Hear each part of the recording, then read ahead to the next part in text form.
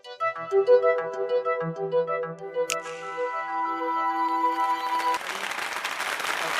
so I've got a stopwatch here.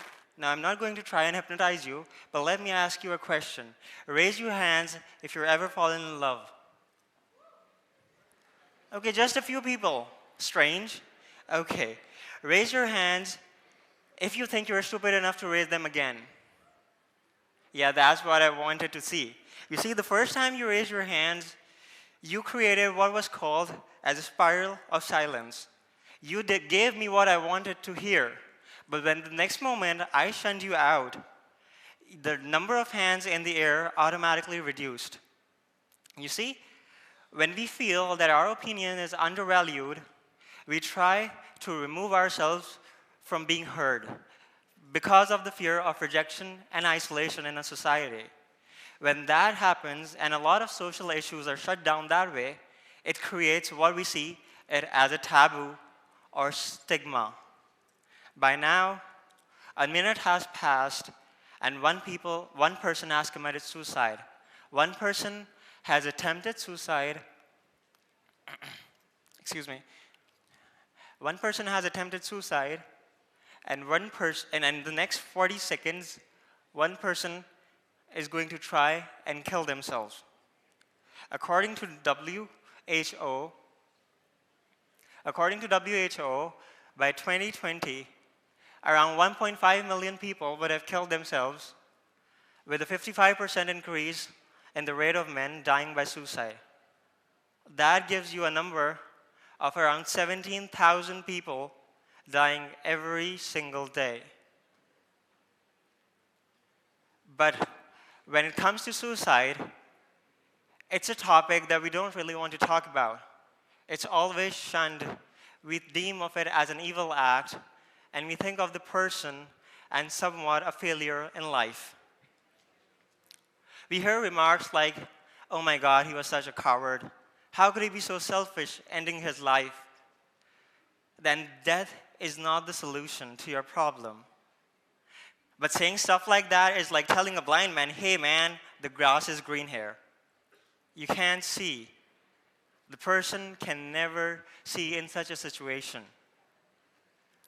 But what happens when we lose someone we love to suicide? We instantly try to rationalize our loss. We say things like, "He was so smart, why would he do it?" Or "She was so kind and gentle, she shouldn't have done this." Or "Studies aren't as bad as a problem to kill yourself."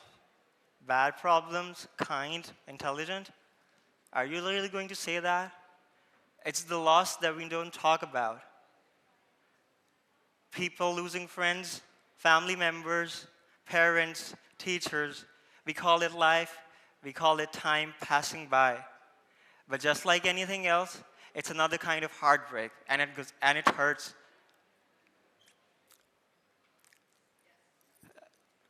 For major suicides, depression is the major cause of them.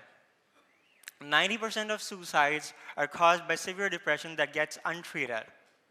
But depression doesn't happen one day. You don't really wake up one morning, you see the sun shining, and you say, "Hey, what a great day, I'm going to kill myself today." No. It goes deeper, far more deeper than that. Do you remember the first time your child came home crying, asking you that they don't want to go back to school the other day? What did you do then? Did you tell him that things are going to get better? That eventually everything will fall into place? Or did you, like most of the parents, tell him that stiffen up your chin, be a man, go face it? Because if you really did this, you created another bully yourself. And the cycle of abuse continues to a point that forces hundreds of children as young as 11-year-olds to take their lives every single day. But this does not stop here. When a bully goes to a teenage, they know that they need to feel happy, and they find their ways to make them feel good. This reward system of our brain works like this.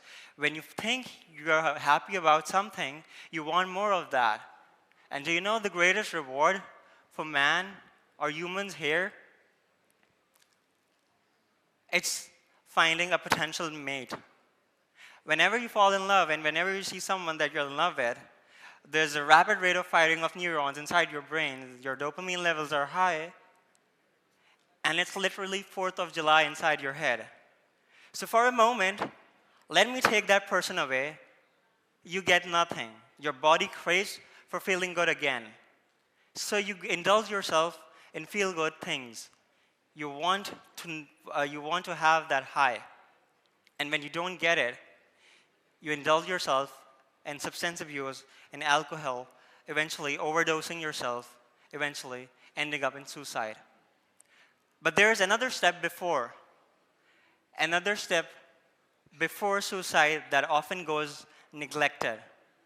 And that's when people become pickers. They start cutting themselves out. You know, self-harm is such an important issue. Around 5 million people are suffering from self-harm tendencies all over the world. And around 0.1 million cases of self-harm are reported in Pakistan annually.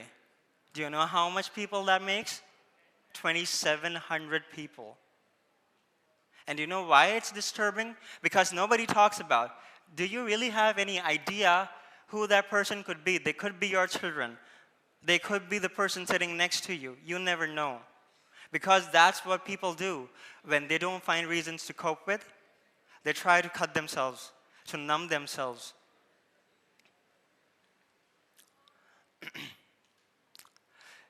So all this cycle of suicide revolves from a really traumatic early childhood experience. And it gradually transforms over the year, worsening every single time that you take opportunities to help a person. Would you believe if I tell you that I tried to end my life 6 times? You wouldn't. And for all the reasons that I've just spoken about, it started with a traumatic childhood experience of bullying in high school. My junior high, it was awesome. My senior high, crappy. There was this guy that I specifically remember. He kept circling around my head every single time, and I couldn't speak a word because he would beat me up. And I was too mousy and too skinny that I couldn't complain. So it converted into various forms of self-harm tendencies, eventually leading up to suicide ideation. That was my point when I went for clinical help. 5 years ago, it was exactly the same reason that I was publicly shamed for my depression, suicidal tendencies, and PTSD. I watched my family members and my friends thin as the day go by, till there was nobody left. There was no way to turn to, no place to go, and I felt naked. 2 weeks later, I overdosed myself because we nerds who remain all the time at their books, because we have no friends exactly know how to kill themselves. We know more than you normal people could ever. When I came to, my world had entirely changed. People knew me. People did not see me as before. Now, they saw me as a broken version of myself, somebody who was severely sick.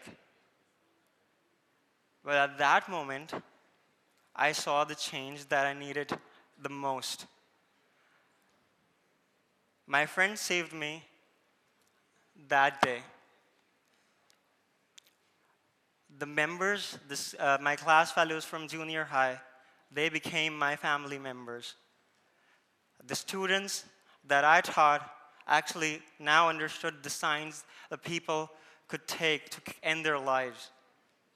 They now knew that when somebody is missing school, they should go and ask for them. When somebody doesn't respond to texts or emails, they should be the first one to ask them if they're all right, because they would never do it. Because they're so afraid of the shame that they're going to get, that they tried to remain silent. Before today, people knew me as an author, as a teacher, as somebody who was researching something for the first time. Now, the world knows me that I'm struggling with something so severe as mental illness and PTSD, and I struggle with suicidal thoughts daily. But that's not where the story ends. You see, I've been raised up in a manner that I don't believe in hocus pocus. I need certain scientific evidence. And there is nothing reactive that can prevent suicide, because suicide can only be prevented preemptively. So I had a relapse last year when I was applying for my visa. My brothers had left for higher studies. The younger one was in another city completing his internship. My sister was out of town.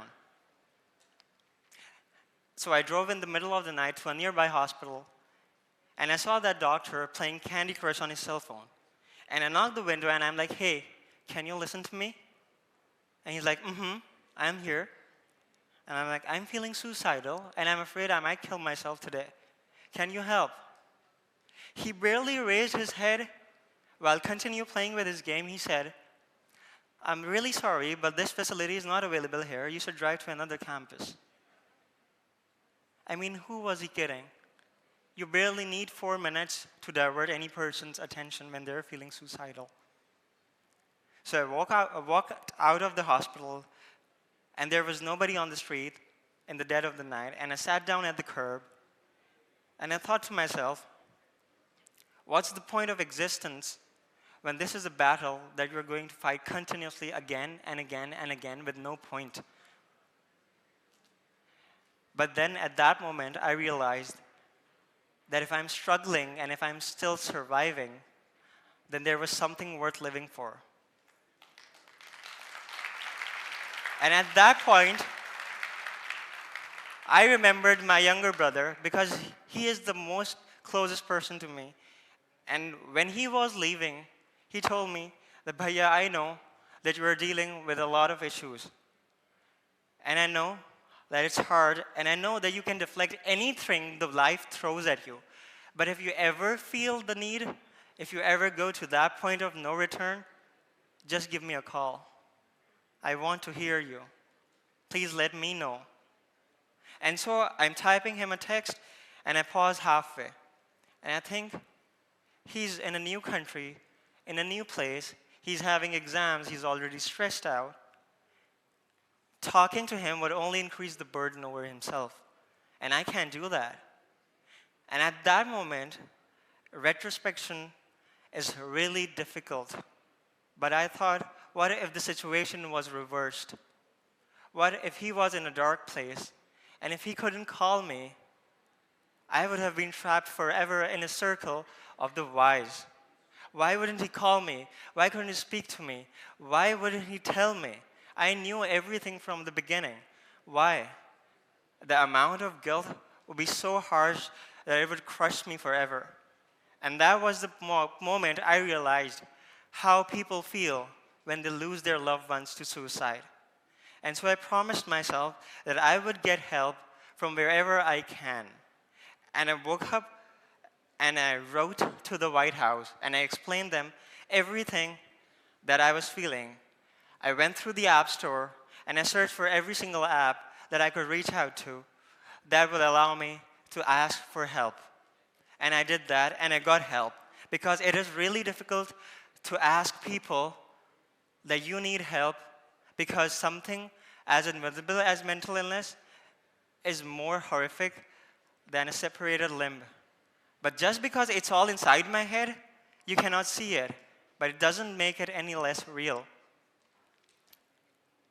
And so I figured out an app called Mood Tracker that allowed you to log your emotions and moods. And it gave me an opportunity to saw so many people who have been feeling low, and they did not need to go and ask for help firsthand. You can directly approach it. And that gave me an idea that I've been working with the University of NED in 2014. We were working on cross-referencing cultural languages in Pakistan. And that was a very smaller project. And I thought, why not isolate emotions in my language? And that way I could track how a person is feeling in real time. So I came up with the idea of first Urdu Speech Emotion Database. And I went to 10 people, asked them to record me 10 voice samples in 6 basic emotions that we as humans are gifted with. And that was the exact moment I found the root cause of the 55% increase of men that would eventually end up killing themselves by 2020. Because when I approached women, they were really willing to give me their data. But when I approached men, they would say, I'm not recording my voice. Why would you use my voice? What am I doing here? So I got just 10 people to record 6 emotions. That would give me 10 multiplied by 10 multiplied by 6. That would make 600 voice samples. And 2.5 years later, with me as the only person working on this project alone, I managed to gather 300 voice samples with a data of 18,000 speech samples to give me something unique. Now you can see, this is a representation of the female pitch. You can see why they are so calm and collected and can easily manage stress while multitasking. You see, every single emotion is relatively averaged out as same. But let's wait when you see what happens to men. We don't know how to manage stress. We just don't. The only similarity that you can find is an anger, and that's right in front of you. And that's the difference in our society when we are teaching men to only express their anger as a sign of their masculinity and repress every other single emotion that has been gifted to them by God. And when they can't express themselves, they can't tell people how they feel. And when they can't tell people how they feel, they can't ask for help. And that's why they kill themselves so easily, because they feel they're a burden to this society and to everybody else. So I remember 2.5 years ago that I wrote on Google, what is the pitch of happiness? And there were no answers. And now, at this time, I specifically remember that when you used to give me to write an essay on your aim in life, I always blanked out. I spaced out, and then I would write, I want to become Dexter. That was the only cartoon that I watched, and I wanted to be that person. And now, I am proud to say that I am the first person in the world who has figured out that the pitch of happiness is 482 hertz.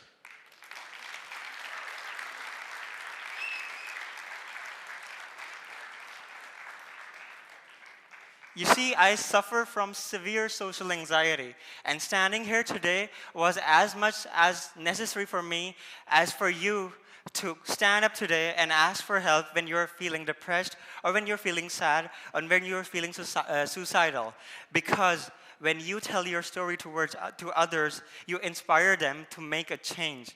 You inspire them to bring forth courage.